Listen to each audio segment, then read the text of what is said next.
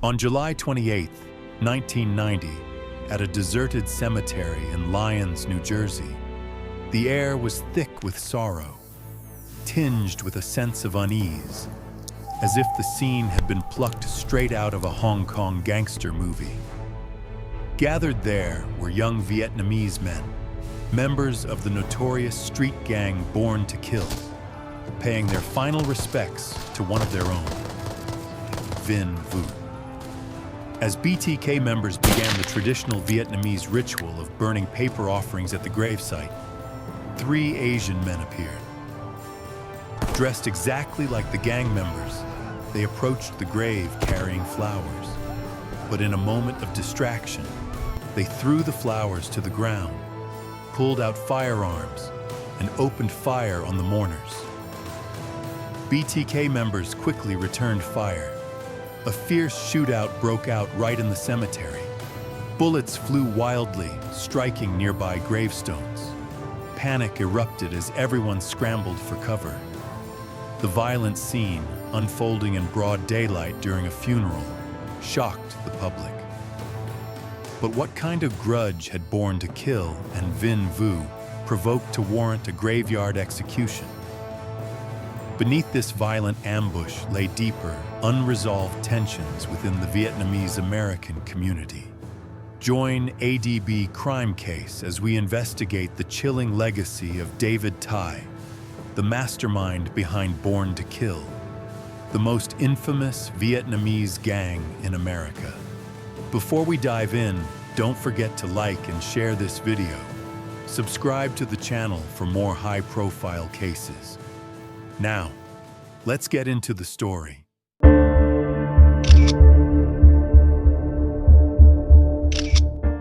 Vinh Vu, known among gang members as Amigo for his easygoing personality, was just 21 years old, yet already a well-known figure within Born to Kill. His death was seen by many as a warning from the older Chinatown gangs, who refused to tolerate BTK's arrogance and brutality. Though BTK was a newer gang, it had quickly sown fear throughout the Chinese-American enclave. They robbed, extorted, and killed without hesitation, flouting the rules of the criminal underworld. The Ghost Shadows, one of Chinatown's established gangs, decided it was time to put these reckless newcomers in their place.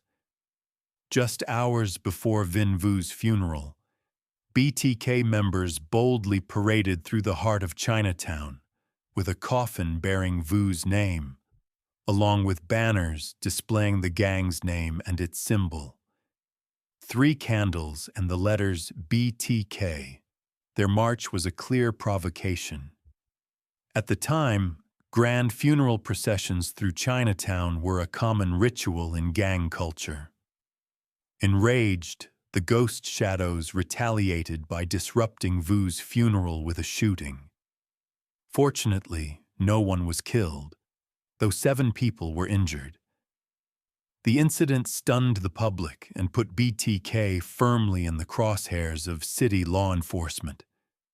But this was only one chapter in a long and bloody saga, the rise and fall of one of the most violent Asian American gangs in U.S. history, Born to Kill. The gang was founded by a group of orphaned Vietnamese refugees and led by a ruthless and ambitious man named David Thai. Across the U.S. at the time, youth gangs were rising everywhere. Chinese gangs were highly organized, backed by networks that helped members find jobs, secure loans, and run illegal businesses. But Vietnamese immigrants lacked such support. Vietnamese gangs had no stable structure and were often disrespected by the Chinese community. However, the one thing that earned Vietnamese gangs respect from the Chinese was their toughness and their willingness to fight. Recognizing this trait, Chinese street gangs began recruiting Vietnamese youth as underlings, just as Italian gangs once used Albanians. But like the Albanians, the Vietnamese weren't content to remain foot soldiers forever. They wanted their own gang, their own turf, and a shot at power. Leading that charge was David Tai, a man whom the New York Times would later call the scourge of Chinatown. To truly understand how Born to Kill came into being, we have to start with the man behind it all, David Tai. David Tai, born Tai Tho Huang on January 30th, 1956, in Saigon, was older than most other BTK members. He had a turbulent childhood, marked by poverty and violence, scars that would never quite heal. Even as a young boy, Tai showed signs of delinquency. He served as a middleman between American soldiers and local black market dealers in the underbelly of Saigon. After leaving Vietnam, Tai spent a short time in Hong Kong. He was eventually placed in an orphanage run by a church organization in Lafayette, Indiana. But that life didn't last long. Tai ran away with only $150 in his pocket and made his way to New York City. In his first few nights, he had to sleep at a bus station. He was just 19, completely alone in a foreign country. Like many Asian immigrants with few options, he started working as a waiter and kitchen helper in Chinese restaurants. By 1978, after 2 years of grueling labor, Tai had saved enough money to enroll at New York University. While studying, he met and married a fellow Vietnamese refugee. 9 months later, they had their first child. But the happiness was short-lived. Tai was crushed by the burden of providing for his new family.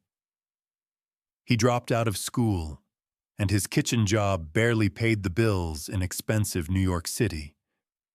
Desperate and disillusioned, Tai realized he needed a new path, one that would change his life for good. He began hanging around in Chinatown, trying to break into its criminal underworld. Tai made frequent appearances at local beer halls where seasoned gangsters would gather. It's worth noting, Tai was tall, handsome, charismatic, and incredibly persuasive. Eventually, he joined the Flying Dragons, one of Chinatown's up-and-coming gangs during that decade. He became part of a Vietnamese subgroup called the Vietnamese Flying Dragons, working mainly as a low-level enforcer. He occasionally joined in on robberies, though he was never caught. But Tai quickly realized that in a gang run entirely by Chinese members, there was no future for someone like him. They didn't respect him, or any Vietnamese member for that matter. He felt like an outsider, trapped in a system of rigid traditions and deep-seated prejudice. David Tai craved power and wealth, and he knew he would never achieve either by playing second fiddle to anyone else. At the same time, police were cracking down on gangs like the Flying Dragons and United Bamboo, weakening their influence. Tai saw an opening and seized it. He broke away to form his own gang, made up entirely of tough, fearless young Vietnamese men who were willing to do whatever it took to survive and rise. In 1987, Tai officially left the Flying Dragons to operate independently. He recalled a brief encounter he had back in Hong Kong with the owner of a counterfeit watch factory. Tai got back in touch with the man and ordered several batches of fake watches, then opened his own jewelry store in New York. There, he sold the knockoff watches as if they were genuine. A watch that cost him $10 could be resold for $1,000. Massive profits, all under the table. But his scam didn't go unnoticed.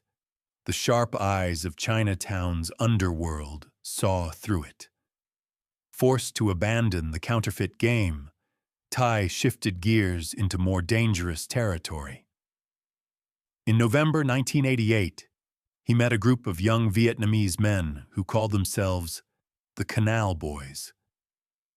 They weren't a real gang, just a group of friends who stuck together for protection. Thai made them an offer, join him, and he'd give them a shot at real wealth. They all said yes. Thai appointed two men he trusted most, Ed Tran and Vin Vu, aka Amigo, as his right-hand men. Together they named their new gang Born to Kill, or BTK for short. The name was inspired by the phrase American soldiers had once written on their helmets during the Vietnam War. They claimed Canal Street as their base of operations, a bustling corridor in Chinatown filled with fake goods and unregulated shops. Crucially, Canal Street was outside the control of the dominant Chinese gangs, making it prime territory.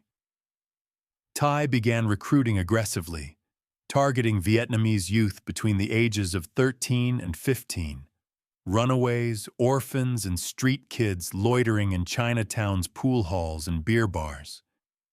These were kids who had fled broken homes and came to Chinatown chasing the dream of a better life. Thai gave them a place to live, money to spend, and, more importantly, a sense of belonging. To them, BTK wasn't just a gang, it was family. But Thai's dark side soon emerged.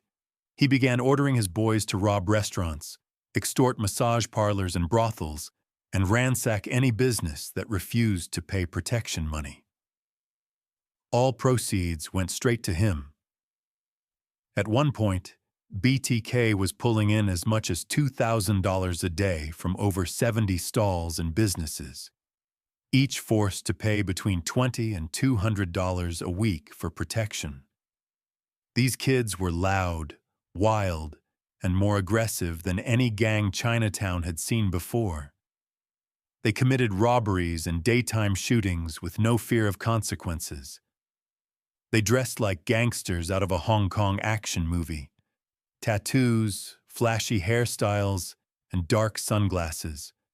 They wore their recklessness like armor, their style a statement of power. As for Thai, he treated his young recruits like both an uncle and a father figure.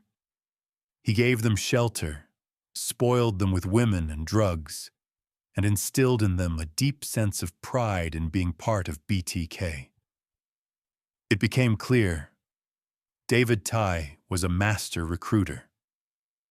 It's important to note that BTK operated very differently from traditional mafia organizations. While the mafia strictly separated family life from criminal business, for BTK, the gang was family, and their entire lives revolved around it. For these lost kids, abandoned by their own families, BTK became a home, a place where they felt protected, where they belonged. Because of that, they were fiercely loyal and committed to defending the gang's reputation at all costs. In the 1980s, Vietnamese immigrants were often looked down on and discriminated against in America. The Vietnam War had only recently ended, and the shadow of racism lingered. Even within the Asian community, many Chinese Americans regarded the Vietnamese with contempt. As a result, many Vietnamese felt deeply alienated, struggling to maintain their identity. But David Thai refused to accept that reality. He wanted to offer his people a different story, one of pride and power, a way out of poverty.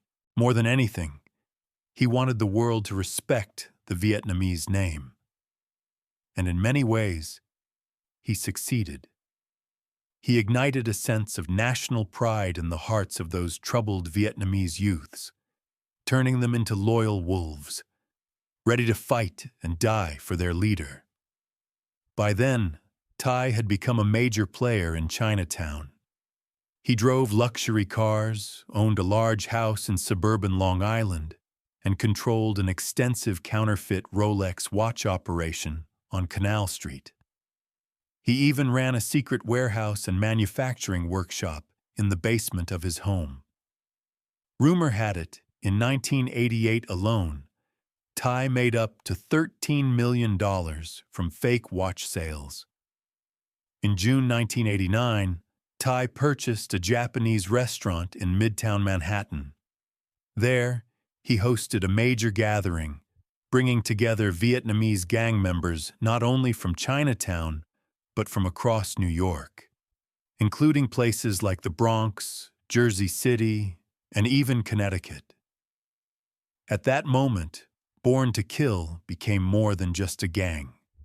It was a criminal alliance capable of shaking the underworld.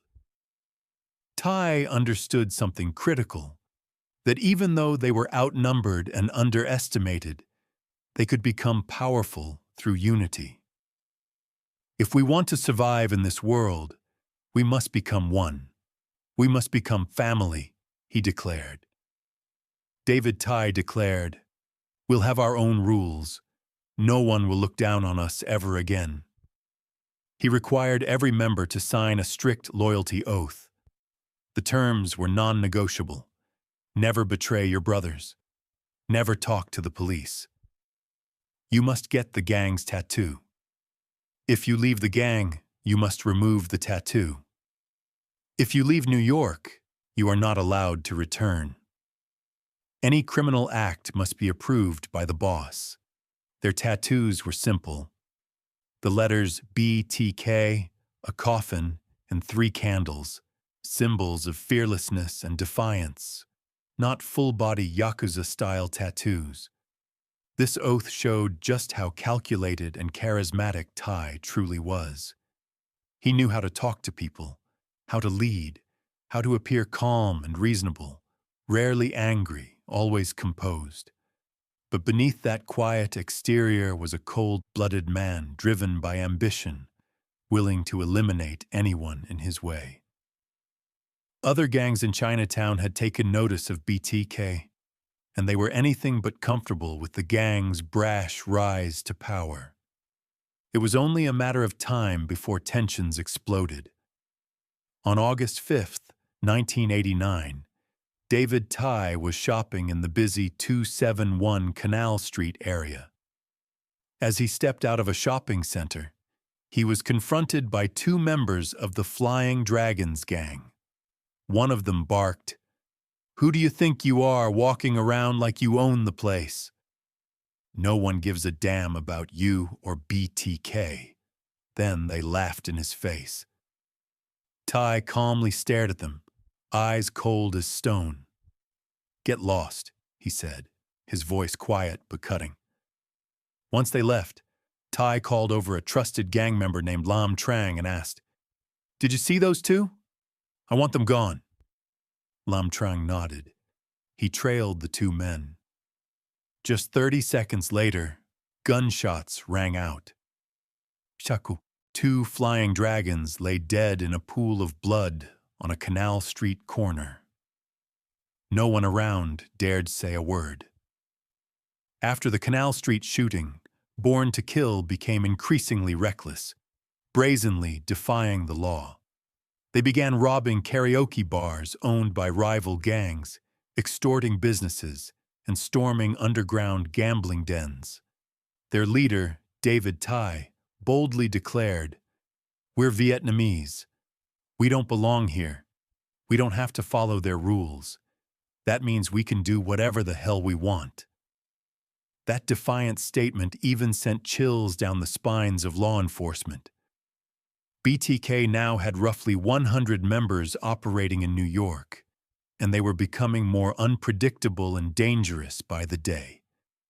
They feared no one, obeyed no one, except their boss.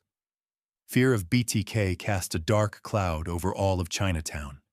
As the New York Times described at the time, bars and nightclubs, places once considered safe, are now scenes of frequent shootouts.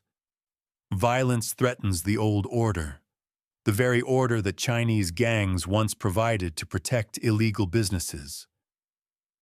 But the Flying Dragons were not the type to be intimidated. They were ruthless and unhinged in their own right, far more dangerous than Tai had imagined. Many of their younger members were like wild wolf pups, inexperienced, but born with the instinct to kill. On February 8, 1990, David Tai rolled up in his brand-new Jaguar to Winnie Lounge on Bowery Street, a known hangout of the Ghost Shadows gang. He knew he wasn't welcome there. That's exactly why he went. He wanted to provoke. He wanted all of Chinatown to know that Born to Kill feared no one. Tai walked in calmly and sat alone at a table, surrounded by a rowdy crowd drinking and shouting. It didn't take long before 4 ghost shadows surrounded him. One of them barked, "David Tai, get the hell out while you still can!" Tai smirked, stood up, and casually walked out. Outside, he met up with a younger gang member named Kwai Tran. "You see that place over there?" Tai asked, tossing him an object. "Take care of it." Moments later, an explosion rocked the street. 2 people were killed on the spot. 2 others were badly injured. Winnie Lounge was left in flames, soaked in blood and chaos. The attack sent shockwaves through Chinatown. Benny Ong, also known as Uncle Seven, was one of Chinatown's most powerful figures. At 81 years old, he was the boss of the Hip Sing Association and widely referred to as the Godfather of Chinatown. He had deep connections, from Burmese generals and the Hong Kong triads to major international drug networks. For someone like David Tai, to even be summoned by Uncle Seven was considered an honor. But Tai wasn't the kind to bow easily. He rejected Benny Ong's offer of alliance and made it clear he would continue forging his own path. Uncle Seven wasn't pleased. He was too old for these childish games. What he wanted was order and stability in Chinatown. But Tai's unchecked aggression was putting all of that at risk. Then came a chilling message. On June 26, 1990, Amigo, David Tai's trusted lieutenant, was assassinated on the open street. A few days later, at Amigo's funeral, a group of Chinese hitmen appeared and unleashed a barrage of gunfire, turning the solemn event into a war zone. No one could prove that Benny Ong was behind the hit. But Tai knew. This was a final warning from the Godfather. The criminal underworld of Chinatown had become far too dangerous for him. At that point, tension gripped Chinatown like a vice. Gangs went into hiding. They avoided showing their faces in public and began shifting their operations to other states. Even Born to Kill was starting to unravel. In August, one BTK member accidentally shot and killed a fellow gang member during a botched robbery.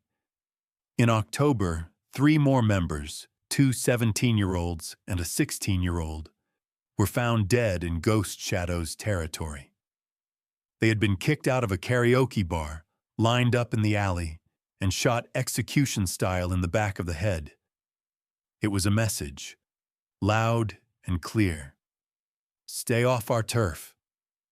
That was the final straw for David Tai. He realized Born to Kill would never be able to rule Chinatown. His reckless ambition had turned the gang into a lightning rod for the wrath of every powerful organization in the city. David Tai made the decision to leave Chinatown and New York City altogether to escape the growing storm. But he wasn't giving up. Instead, he changed tactics. Rather than concentrating his forces in one place, he would decentralize the gang, spreading operations across multiple cities. He chose Bridgeport, Connecticut, about 150 kilometers from New York, as his new base.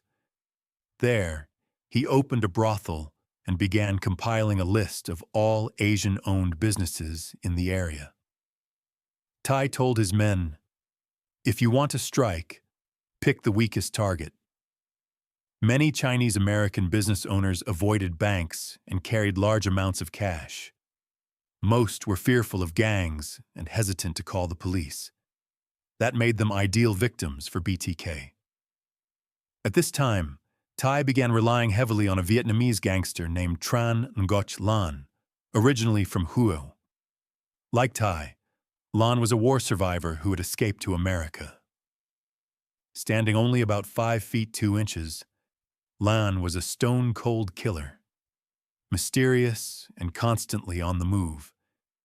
He never stayed in one location for long. Thai entrusted him with high-level operations. Together, they launched a string of robberies throughout Bridgeport before moving south to Gainesville, Georgia. BTK, now nomadic, followed the money. They tracked areas with wealthy Asian-owned businesses and struck hard. They targeted entrepreneurs and successful shop owners in states like Georgia, Florida, and North Carolina, robbing jewelry stores and shooting store owners, sometimes leaving them gravely injured. Meanwhile, back in Chinatown, peace had finally returned. With BTK gone, the streets slowly calmed. But once a month, all BTK members would secretly reunite in New York City to plan their next moves. Jewelry shops were their top targets. In 1991 alone, one BTK robbery netted $360,000 in a single hit. Divide and conquer, that was Thai's new strategy. With gang members scattered across the country, each running their own front businesses, BTK slipped under the radar. No one suspected them, and after each job, they left town immediately, vanishing before the police even knew what had happened. David Thai was becoming more careful and more dangerous. He began experimenting with bomb making, and he trained in using silenced pistols at a hidden location in Long Island. But as the saying goes, no matter how thick the shell, there's always something sharp enough to pierce it. Law enforcement had been watching. The authorities were tracking Born to Kill's every move. Eventually, the police launched a massive investigation targeting the gang. During one operation, Thai and several of his men were driving north toward Rochester, New York, preparing to rob another jewelry store. Their vehicle was stopped by police. Officers discovered weapons in the car, but instead of arresting them, they let the group go. Silently, they placed BTK under constant surveillance. The trap had been set. All they needed now was the perfect moment to spring it. But Thai and his crew were still blinded by their confidence. They had no idea that betrayal was already brewing from within. Their downfall began with one reckless order. Thai instructed 2 young recruits, just 15 and 16 years old, to bomb a restaurant. The reason? The owner had dared to insult BTK. The 2 teens headed to the location with explosives in hand. But the police were waiting. Officers swooped in and caught them red-handed. The trap snapped shut. Immediately, authorities raided Thai's home in Melville, Long Island, as well as multiple BTK safe houses across Brooklyn and Manhattan. What they found was damning: a full-scale bomb workshop, a huge stash of firearms, and a mountain of evidence. They arrested the entire gang, including the crime boss himself, David Thai. It was only then that Thai finally realized the brutal truth. His most trusted lieutenant, the man he considered his right hand, had been working with the FBI all along. His name was Tin Ngo. For months, Ngo had worn a hidden wire, secretly recording every conversation, every plan, every sinister detail. The evidence was overwhelming. In the interrogation room, Thai had nothing to say. He was broken. He couldn't believe it. The one person he trusted most had betrayed him. But why did Tin Ngo betray David Tai? The answer lay in the past. Back in 1989, right after Born to Kill's first major gang meeting, Tai had assigned Tin Ngo and 3 others to rob a massage parlor controlled by the Ghost Shadows gang. Early the next morning, the group stormed the place and made off with $15,000 in cash. But in the chaos, Tin Ngo secretly pocketed $1,000 for himself, money he didn't declare to the gang. The next day, when Ngo arrived at the Carter Hotel to meet the others, he walked into the room only to be confronted by Tai. Tai's face was burning with rage. "How dare you steal from me?" he shouted. Ngo froze. He dropped to his knees, begging for forgiveness. Tai didn't kill him, but the humiliation, the fear, and the powerlessness scarred him deeply. Years later, when Ngo was arrested in connection with a robbery, the FBI offered him a deal: cooperate or go to prison. It didn't take long for him to agree. He would become an informant in exchange for protection. In January 1992, David Tai and 22 BTK members were indicted under the RICO Act, a powerful law designed to dismantle organized crime. For the NYPD and FBI, it was a major victory. The streets of Chinatown breathed a collective sigh of relief. The gang that had terrorized entire communities for years, that had turned teenage runaways into hardened criminals, had finally been brought to justice. During the 3-month trial, David Tai continued to deny his role as the gang's leader. He claimed that BTK had been misunderstood. "We were just trying to help homeless Asian youth," he said. His defense attorney argued. His biggest crime was selling fake watches. He did what he had to do to survive. But no amount of spin could cover up the trail of blood and terror that followed BTK's rise. On October 23, 1992, David Tai was sentenced to life in prison. More than 20 of his associates received prison terms ranging from 10 to 60 years. And just like that, the dark empire of Born to Kill collapsed behind prison bars. Peace returned to Chinatown. Though Born to Kill has long since collapsed, the fear they once instilled still lingers in the memories of those who lived through it, both in New York's Chinatown and within Asian communities across the United States. Today, David Tai remains behind bars. He has submitted numerous requests for clemency, but all of them have been denied. Meanwhile, the man who betrayed him, Tin Ngo, once his right-hand man, has written a book detailing the rise and fall of BTK. The book reveals shocking, never-before-known details: secret meetings, internal purges, and the systematic way Born to Kill manipulated orphaned and homeless Vietnamese youths, grooming them into tools of violence and organized crime. More than just a memoir, the book serves as a stark warning for anyone tempted to walk the path of crime. And with that, we close the chapter on the most notorious Vietnamese-American gang in U.S. history, Born to Kill, and its founder, David Tai. Before we end, we want to share something important. All content on the ADB Crime Case channel has been carefully curated and edited to suit the broad understanding of our audience. These crime stories are not meant to glorify violence or criminal behavior.